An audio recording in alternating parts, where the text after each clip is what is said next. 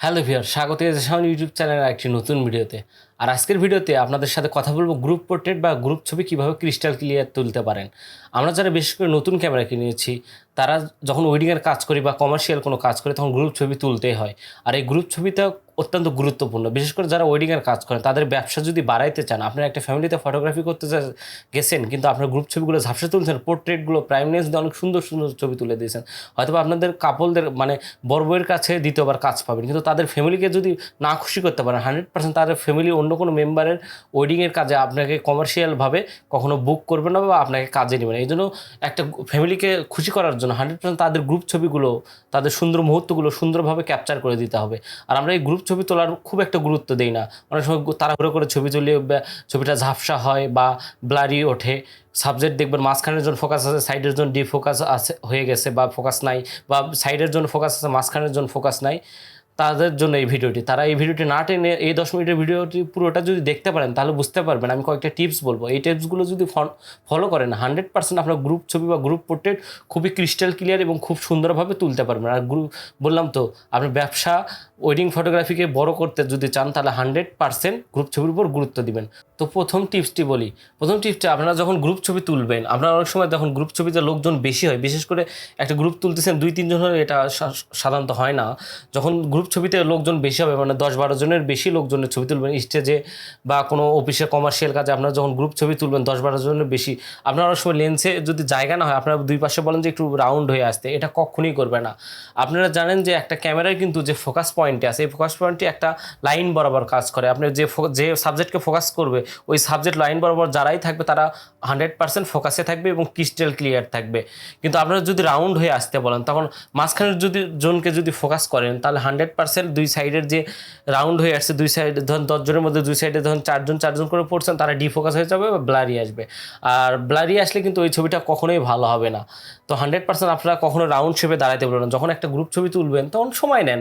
ধরুন আপনি একটা ফ্যামিলি গ্রুপ ছবি, তাদের বলেন যে আপনারা সোজা হয়ে দাঁড়ানোর পর রেডি করে তারপর ছবিটা ওঠান, সময় নেন। সময় নিয়ে তাদের কাছে কোনো কিছু কিন্তু মনে হবে না। গ্রুপ ছবি তুললে সময় নিতেই পারে, কিন্তু আপনার ছবিটা তাড়াহুড়ো করে তুললেন, কিন্তু ছবিটা ডেলিভারি দেওয়ার পর ছবিটা দেখলেন যে ছবিটা ভালো হয়নি, বা সাবজেক্টটা তার মা আছে ফোকাসে, বাবা ফোকাসে নাই, বা ভাই ফোকাসে নাই, বা সে ফোকাস আছে তার বউ ফোকাসে নাই, তাহলে তাদের কাছে কিন্তু খুব একটা ভালো হয় না। তারা হয়তো বা দ্বিতীয়বার কোনো তাদের ফ্যামিলিতে যদি কোনো কাজ হয়, ওয়েডিংয়ের কাজ বা কমার্শিয়াল ফটোগ্রাফার যদি লাগে, আপনাকে কিন্তু নাও নিতে পারে। এই জন্য নিজের যে ওয়েট, এটা ধরে রাখার কারণে গ্রুপ ছবির উপর খুবই গুরুত্ব দিবেন এবং গ্রুপ ছবিটা স্টেট সবাইকে 10 জন 20 জন যেটা হোক সময় নেন, সবাইকে বলেন সোজা হয়ে দাঁড়ান, কথা বল। সেই ক্ষেত্রে আপনার কথা বলতে হবে যে ভাই আপনারা সবাই সোজা হয়ে দাঁড়ান। সোজা হয়ে দেওয়ার পর তারপর সময় নিয়ে ছবিটা একদম ক্যামেরাতে দেখে ভালোভাবে ছবিটা তোলেন। এটা ছিল 1 নম্বর টিপস। 2 নম্বর টিপস হচ্ছে অ্যাঙ্গেল অফ ভিউ। আপনারা যখন 10-12 জন কারো গ্রুপ ছবি নেবেন, যখন 10-12 জন যদি একজন লাইন আপ হয়ে দাঁড়ায়, তখন কখনো আপনার সাইড থেকে গ্রুপ ছবি নেবেন, বা আপনার ধরেন এটা সাবজেক্ট, এটার আমি এই সাইড থেকে ছবি নিলাম, তাহলে 100% এই পাশে যারা থাকবে, মানে ক্যামেরা লেন্সের সোজা কাছে যারা থাকবে তারা ফোকাসে থাকবে, এবং ক্যামেরা লেন্স থেকে দূরে যারা তারা ডিফোকাস হয়ে যাবে। আর এই পাশে নিলে হবে কি, তারা এই পাশে 100% ফোকাস আসবে, এই পাশে ডিফোকাস হয়ে যাবে। এই জন্য অ্যাঙ্গেল অফ ভিউ ভালোভাবে একদম ক্রিস্টাল ক্লিয়ার ছবি তোলার জন্য আপনি অ্যাঙ্গেল অফ ক্যামেরাটা একদম সোজা বরাবর ধরবেন, এবং কখনো সাইড থেকে বা ক্যামেরার যে লেন্সের অ্যাঙ্গেল অফ ভিউ এটা কখনোই চেঞ্জ করবেন। এই জন্য সোজা স্ট্রেট বরাবর ধরে ছবিটা তুলবেন, এবং লেন্সের নিচে আপনার যে বাম হাতটা আছে, তাহলে বাম হাতটা আপনারা ট্রাইপড হিসেবে ইউজ করে সুন্দরভাবে ধরে একটু টাইম নিয়ে ছবি তোলেন। এটা 2 নম্বর টিপস। 2 নম্বর টিপসটা খুবই গুরুত্বপূর্ণ, এটাও ফলো করবেন। এরপরে টিপস 3 নম্বর টিপস যেটা বলবো, আপনারা যখন গ্রুপ ছবি তুলবেন তারা 100% লো অ্যাপারচারে তুলবেন না। মানে আপনার যদি প্রাইম লেন্স, বিশেষ করে যারা প্রাইম লেন্স দিয়ে ফটোগ্রাফি করেন 1.8 বা 1.4, আপনার গ্রুপ ছবি কখনো 1.8 বা 1.4 দিয়ে তুলবেন না। তাহলে দেখবেন যে 100% আপনি এক্স্যাক্টলি যেটাকে ফোকাস করেছেন সেটাই ফোকাস থাকবে, তার সাইডের যে সাবজেক্ট বা তার সাইডে যে লোকজনগুলো দাঁড়াইছে তারা কখনোই ফোকাসে আসবে না। এই জন্য যারা প্রাইম লেন্স দিয়ে ফটোগ্রাফি করেন তারা 100% অ্যাপারচারটা বাড়ায় নেবেন। F4 আমি রিকমেন্ড করবো। আমি যদি কোনো ওয়েডিংয়ের কাজ করি, মূলত 3-4 বছর ধরে ওয়েডিংয়ের কাজ করি, আমি এইটুকু ধারণা হয়ে গেছে বা এইটুকু বুঝে গেছি যে F4 তুললে আপনার F4 বা F6 F8 তুললে লাইট সোর্সের পরিমাণ বেশি লাগতে পারে। যদি ডে লাইট হয় তাহলে তো কোনো অসুবিধাই নেই। যদি নাইটে ফটোগ্রাফি করেন বা বিয়েতে ফটোগ্রাফি করেন, তাহলে লাইট সোর্সের বেশি পরিমাণ ফ্ল্যাশ পাওয়ার বা একটু বাড়াইয়া দিবেন। কিন্তু আপনারা যদি লো অ্যাপারচারে তুললে 100% ব্লার আসবে বা সাবজেক্ট ডিফোকাস হয়ে যাবে। তো এই জন্য F20 বা অ্যাপারচারটা একটু বাড়ায় ছবিটা তুলবেন। এটা ছিল 3 নম্বর। 4 নম্বর টিপসটা বলবো। 4 নম্বর টিপস খুবই গুরুত্বপূর্ণ, লেন্স চয়েস। আপনারা কখনোই প্রাইম লেন্স ধরেন এটা 85 প্রাইম, আপনারা যদি 85 দিয়ে তোলেন তাহলে ফোকাল লিংটা জানেন 85 মোটামুটি অনেক সুন্দর পোর্ট্রেট হয়, কাপল ছবি বা পোর্ট্রেট ছবি তুলবেন 2-3 জনের ছবি মোটামুটি তোলা যায়। কিন্তু যখন গ্রুপটা বড় হবে 10-12 জন হবে তখন আপনারা কখনো 85 ফোকাল লিংক বা 105 বা যেসব 100 বা 135 যে প্রাইমগুলো আছে এই প্রাইমগুলো দিয়ে ছবি তো না তোলার চেষ্টা করবেন। এই জন্য 100% আমরা 35-এর নিচে বা 50 নিচে প্রাইম চুজ করার চেষ্টা করব যদি প্রাইম দিয়ে তোলেন। আর তাছাড়া গ্রুপ ছবি তোলার জন্য ওয়াইড অ্যাঙ্গেল লেন্স নিতে পারেন, বা আমি একটা লেন্স ইউজ করি, এটা নিকনের 24-2.8, এটা মোটামুটি গ্রুপ ছবি তোলার জন্য খুব ভালো একটা লেন্স। আপনারা এইরকম লেন্স চুজ করতে পারেন। যাদের বাজেট কম তাদের একটা কথা বল, যারা ক্রপ সেন্সার 700D 600D এসব ক্যামেরা ইউজ করেন তাদের হয়তো বাজেট নেই, তারা 50 mm একটা প্রাইম নিয়ে f4 বা 2.8 অ্যাপাচারে মানে 1.8 না রেখে 2.8 অ্যাপাচারটা একটু বাড়ায় নিয়ে ছবিটা তুলবেন, তাহলে ক্রিস্টাল ক্লিয়ার ছবি পাবেন। এটা ছিল টিপস নাম্বার 3।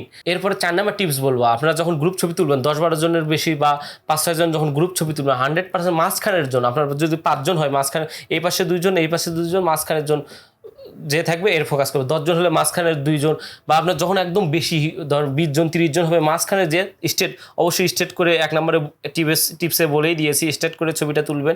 স্টেট করে যখন সবাই সোজা হয় সুন্দরভাবে দাঁড়াবে তখন মাঝখানের জনকে ফোকাস করে ছবিটা তুলবেন, তাহলে 100% জানেন যে মাঝখানের জন যদি ফোকাস হয় সাইডেরগুলোও ফোকাস হয়, যদি লাইটটা স্টেট বরাবর হয়। এটা হচ্ছে 4 নম্বর টিপস। এবং 5 নম্বর টিপসটা বলবো, আপনারা যখন ছবিটা তুলবেন তখন বিশেষ করে ক্যানন যারা ইউজ করেন তারা অবশ্যই সার্ভো ফোকাস পয়েন্টে তুলবেন। আমি আবারও বলছি, ক্যানন ক্যামেরা, আপনার ক্যানন ক্যামেরা যদি এন্ট্রি লেভেলের ক্যামেরা হয় 600D 650 700D, এটাতেও কিন্তু অন শট ফোকাস পয়েন্ট আছে, সার্ভো ফোকাস পয়েন্ট আছে, সার্ভোতে তুলবেন। আর যদি নিকন ক্যামেরা হয় নিকন করবে অবশ্যই AFC ফোকাস পয়েন্টে তুলবেন, আপনারা কখনো AFS সিঙ্গেল ফোকাস পয়েন্টে কখনোই তুলবেন না। আর ক্যানন ক্যামেরা বা নিকন ক্যামেরা যেটাই হোক কেন, আপনার ক্যামেরা যদি ধরেন এই ক্যামেরাটি ফোকাস পয়েন্ট 45টা, আমি এই ক্যামেরা 45টা ফোকাস পয়েন্ট অন করে দিয়েই ছবিটা উঠবো। আপনার কখনো সিঙ্গেল ফোকাস পয়েন্টে গ্রুপ ছবি তুলবেন না। তবে সিঙ্গেল ফোকাস পয়েন্টে হবে কি, যাকে এক্স্যাক্টলি ফোকাস করবে ওই সিঙ্গেল ফোকাস পয়েন্টে সে ফোকাস হবে, সাইডেরগুলো ডিফোকাস হতে পারে বা ব্লারি ছবি আসতে পারে। এই জন্য এটা খুবই গুরুত্বপূর্ণ, এই সেটিংটা 100% মাথায় রাখবেন। বারবার চেঞ্জ করে হইতে পারে কিন্তু একটু খাটবেন, বিশেষ করে ওয়েডিংয়ের কাজ তো অবশ্যই আপনাকে টাকা দিয়ে নিবে, তারা কিন্তু খারাপ ছবি পাইলে পরবর্তীতে আপনি কোনো নতুন ক্লায়েন্ট পাবেন না। এই জন্য ক্লায়েন্টকে যদি ধরে রাখতে চান বা তাদের ফ্যামিলিতে দ্বিতীয়বার কাজ করতে চান 100% একটু সময় নিয়ে, এবং ক্যামেরা সেটিংটা যেটা বললাম সার্ভো ফোকাস পয়েন্টে ক্যানন হইলে নিকন হইলে AFC ফোকাস পয়েন্টে ছবিটা তুলবেন। এবং ক্যামেরার যতগুলো আপনার ক্যামেরা যদি এন্ট্রি লেভেলের হয় 9টা ফোকাস পয়েন্টে থাকে 9টায় অন করে দিয়ে ছবি তুলবেন। এরপরে 5 নাম্বার টিপসটা, আপনারা যখন গ্রুপ ছবি তুলবেন তারা একটা জিনিস অবশ্যই 100% খেয়াল রাখবেন, যদি আপনারা বেশিরভাগ চেষ্টা করবেন ডে লাইটে যদি আউটডোর তুলতে পারেন, আউটডোর তুললে সবচেয়ে বেস্ট হয়। আউটডোরে গ্রুপ ছবি হবে কি আপনারা জায়গায় স্পেস নিতে পারবেন, আপনার ব্যাকগ্রাউন্ডটা যদি আপনার সাবজেক্টগুলো থেকে দূরে হয়, যখন আমরা গ্রুপ ছবি তুলতে 10-12 জন গ্রুপ ছবি তুলি তাদের থেকে যদি সাবজেক্ট পিছনের ব্যাকগ্রাউন্ডটা অনেক দূরে হয় তাহলে কিন্তু 100% ছবিটা ডিফোকাস বা ক্লিয়ার হবে, এবং ডিফোকাস কখনোই হবে না, ব্যাকগ্রাউন্ডটা ব্লারি আসবে এবং ছবিটা দেখতেও অত্যন্ত সুন্দর মনে হবে। এই টিপসটা ফলো করতে পারেন। 6 নম্বর টিপস হচ্ছে, আপনারা যখন গ্রুপ ছবি তুলবেন তখন 100% আমরা শাটার স্পিড 200-এর উপরে রাখার চেষ্টা করবেন। শাটারের যে স্পিডটা এটা 200-এর নিচে বা যত নিচে হয় তত কিন্তু হাতটা শেক হতে পারে বা ব্লার আসতে পারে। এই জন্য শাটার স্পিডটা বাড়ায় গ্রুপ ছবিগুলো তুলবেন। এবং গ্রুপ ছবি তোলার সময় অবশ্যই 100% শাটার স্পিড আপনার চেষ্টা করবেন, যদি ইনডোরে হয় বা লো লাইটে হয় বা নাইটে হয় তাহলে একটু লাইটের সোর্স বা ফ্ল্যাশ পাওয়ারটা বাড়ায় দিয়ে ছবি তোলেন। আর যদি ডে লাইটে হয় আপনার বেশিরভাগ চেষ্টা করবেন 200-এর উপরে শাটার স্পিডটা রাখার। 7 নম্বর যে টিপসটা এটা হচ্ছে, আপনার যে লেন্সই ইউজ করেন না কেন, আপনার জন্য পারফেক্ট যে লেন্সই হোক, যদি ক্রপ সেন্সার বডি হয় ফুল ফ্রেম বডি হয়, আপনারা অবশ্যই অ্যাপারচার পয়েন্টটি 2.8-এর উপরে রাখার চেষ্টা করুন। গ্রুপ ছবিতে 2.8-এর নিচে কখনোই আসবে না, যে ফোকাল লিঙ্কেরই হোক কেন।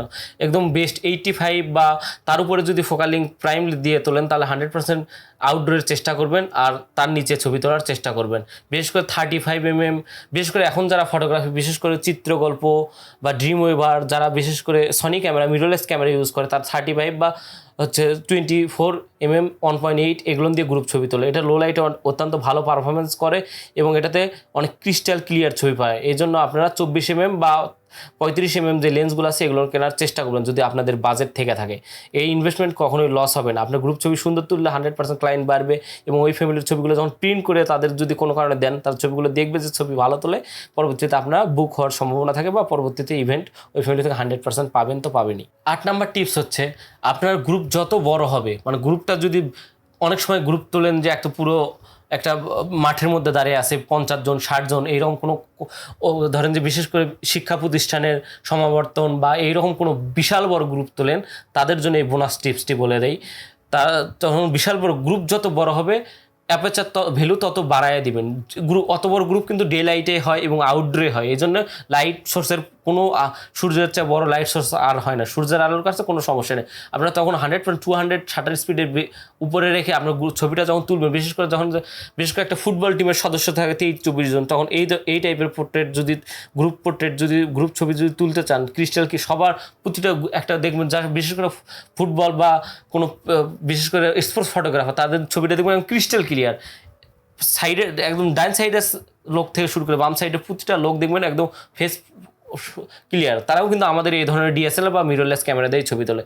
এই জন্য 100% আপনার গ্রুপ যত বড় হবে অ্যাপারচার ভ্যালু তত বাড়বেন, তখন আপনারা F11, F10, F8-এ ছবি মানে অ্যাপারচারে ছবি তুলবেন। আর যখন গ্রুপ যত ছোটো হবে 3 জন 4 জন, তখন 1.8-এ অ্যাপারচার রাখতে পারেন, 1.2-তে রাখতে পারেন, বা F2-তে রাখতে পারেন, এসব লো অ্যাপারচার তুলবে। এই জন্য গ্রুপ যত বড় হবে অ্যাপারচার ভ্যালু তত কম হবে, আর গ্রুপ যত ছোট হবে অ্যাপারচার ভ্যালু তত ছোট হবে। 8 নম্বর টিপস হচ্ছে, আপনারা যখন গ্রুপ ছবি তুলবেন, বললাম তো সময় নিয়ে ছবি তুলবেন, এবং ছবিটা তোলার পর আপনার যখন 10-12 জন দাঁড়াইছে, ছবিটা তোলার পর 100% ছবিটা দেখবেন। ফুললি ক্যামেরার যে জুম আছে, এই ক্যামেরাতে জুম করে দেখবেন ছবিটা প্রপারলি শার্পনেস আছে কিনা, ছবিটা ক্লিয়ার আসছে কিনা। যদি ক্লিয়ার না থাকে তাহলে ছবিটা আবার তুলুন। কিন্তু আপনার ছবি দ্রুত তুলতে গিয়ে ছবিটা দেখলেন না, বা ছবিটা ব্লার আসলো বা ঝাপসা আসলো, আপনারা দেখলেন না, পরবর্তী যখন ডেলিভারি দিতে যাবেন তখন দেখবেন যে আমি গ্রুপ ছবিটা তুলছি, তাদের ফ্যামিলির যে স্মৃতির যে সুন্দর মুহূর্তটা, এই ছবিটাই ব্লারি আসছে, তখন আপনার দিতেও একটা সংকোচ বোধ হবে, বা আপনার ওয়েটটা কমে যেতে পারে, দ্বিতীয়বার ওই ফ্যামিলি থেকে 100% কাজ পাবেন। এই জন্য প্রতিটা, বিশেষ করে পোর্ট্রেট ছবি তুলে না দেখেন, কোনো সমস্যা নাই। পোর্ট্রেট ছবি 100টা তুললে তার মধ্যে 85 বা 90% ছবি ভালো হতে পারে, কিন্তু গ্রুপ ছবি কিন্তু 10-12টা তুললে আপনার যদি না দেখেন, অনেক সময় দেখবেন 5-7টায় মধ্যে দেখবেন যে বাবা ফোকাস আছে, মা নেই, মা ফোকাস আছে, ভাই নেই, এরকম হতে পারে। এই জন্য অবশ্যই প্রতিবার গ্রুপ পোর্ট্রেট তোলার পর ছবিগুলো 100% জুম করে দেখবেন, এবং ডিসপ্লেতে দেখবেন যে ক্যামেরার শার্পনেস ঠিক আছে কিনা। তো এই টিপসগুলো ফলো করে আপনারা 100% গ্রুপ ছবি তুলতে পারেন। আরেকটা বোনাস টিপস বলো, আপনারা যখন গ্রুপ ছবি তুলবেন, আমি একটা কথা বলি, ক্যামেরার যে লেন্সের যে ফোকাস পয়েন্ট আছে, এই ফোকাস পয়েন্ট সাধারণত যে সাবজেক্টকে ফোকাস করবে তাতে 3 ভাগের 1 ভাগ সেখানে থাকে, আর যে পিক্সেল বা রেজলিউশন সেটা ব্যাকগ্রাউন্ডকে ধরে। আপনারা জানেন যে একটা মূল ছবির যদি একটা গ্রুপ ছবি তোলেন, গ্রুপ ছবির টোটাল ধরেন যে 50% থাকে সাবজেক্ট এবং 50% ব্যাকগ্রাউন্ডের কিন্তু মেগাপিক্সেল এই ক্যামেরা লাগে। এই জন্য 100% ক্যামেরাটি যখন ছবিটা তুলবেন, তখন 100% চেষ্টা করবেন আপনারা সাবজেক্টকে ভালোভাবে ফোকাস করতে, এবং ক্যামেরা সব কয়টি ফোকাস পয়েন্ট অন করে রাখতে। তো বন্ধুরা, এই কয়টি টিপস ফলো করলে আপনার 100% ব্লারি বা ঝাপসা কোনো পোর্ট্রেট তুলবেন না। পরবর্তীতে ক্লায়েন্ট আপনার বাড়বে, ছবির গুণমান বাড়বে। আর আমি তো বললাম, একটা ফ্যামিলির যদি ফটোগ্রাফি করেন, বিশেষ করে ওয়েডিং যারা নতুন ক্যামেরা কিনছেন, তারা 100% এই কয়টা টিপস ফলো করে ট্রাই করে দেখেন, 100% দেখবেন যে আপনার ক্রিস্টাল ক্লিয়ার গ্রুপ ছবি বা গ্রুপ পোর্ট্রেট পাচ্ছেন। তো আজকের ভিডিও কেমন লাগলো অবশ্যই কমেন্ট করে জানাবেন, এবং ভিডিওটি ভালো লাগলে অবশ্যই লাইক করবেন। আর আমার এই চ্যানেলে ক্যামেরা রিলেটেড অনেক ধরনের ভিডিও নিয়ে এসে আপনার চ্যানেলটি প্লে লিস্টে ঘুরে আসতে পারেন। আশা করি অনেক, যারা বিশেষ করে নতুন ক্যামেরা কিনছেন, তারা অনেক কিছু শিখতে পারবেন। আর যদি কোনো কিছু জানার থাকে, বললাম তো, কমেন্ট বক্সে জানাবেন। আর আমার চ্যানেল যদি নতুন হয়ে থাকেন, আমার চ্যানেলটি অবশ্যই সাবস্ক্রাইব করবেন, এবং পাশে থাকা বেল আইকনটি ক্লিক করে নতুন সব ভিডিওর আপডেট সবার আগে পাওয়ার জন্য নোটিফিকেশন বেলটি অন করে রাখবেন।